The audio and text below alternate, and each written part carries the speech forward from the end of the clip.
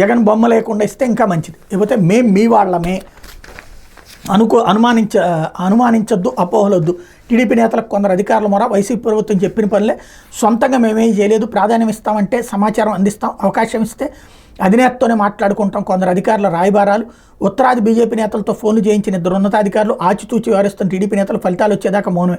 Polling ముగిసి ఎన్నికల ఫలితాల కోసం పార్టీలు ప్రజలు కూడా ఎదురు చూస్తున్నారు. జూన్ 4 ఎప్పుడు వస్తుందా, లెక్కలు ఎప్పుడు తేల్తాయని కళ్ళల్లో ఒత్తులు వేసుకుని మరీ చూస్తున్నారు. ఈలోపే రాష్ట్రంలో ఆసక్తికర పరిణామాలు చోటు చేసుకుని ఓటింగ్ సందర్భంగా ప్రజల నాడిని బేరీజు వేసుకున్న అధికార వర్గాలు నెమ్మదిగా విపక్ష టీడీపీ నేతలకు టచ్లోకి వెళ్ళడానికి ప్రయత్నిస్తున్నాయి.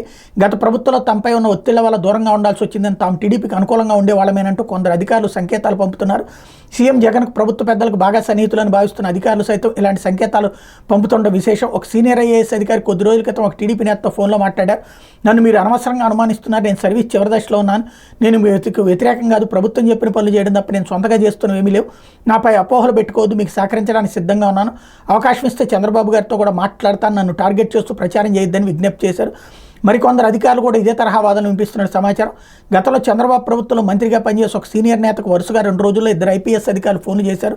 తమను వ్యతిరేకుల జాబితాలో చేర్చొద్దని, అధికారులుగా తమకు పార్టీలు ఉండవన్నారు. చంద్రబాబుకి తమ విషయం చెప్తే ఆయనతో ఫోన్లో మాట్లాడుకుంటామని చెప్పారు. మరికొందరు అధికారులు చంద్రబాబుకి సన్నిహితులు ఎవరో ఆరా తీసే పనిలో పడ్డారు. తమకు తెలిసిన వారికి ఫోన్లు చేసి ఎవరి ద్వారా వెళ్తే కొత్త ప్రభుత్వంలో తమకు ఇబ్బందులు రాకుండా ఉంటాయో తెలుసుకోవడానికి ప్రయత్నిస్తున్నారు. కొందరు అధికారులు టీడీపీ నేతల ముందు కొత్త ప్రతిపాదనలు పెడుతున్నారు. జగన్ ప్రభుత్వంలో జోటు చేసుకునే వ్యవహారాలపై తమ వద్ద కొంత సమాచారం ఉందని, తమకు ప్రాధాన్యం ఇస్తామని హామీ ఇస్తే ఆ సమాచారం మొత్తం చేతికిస్తామని ఆఫర్లు ఇస్తున్నారు అన్నటువంటి వార్తని హైలైట్ చేశారు. ఇది దినపత్రికలో వచ్చినటువంటి వార్త.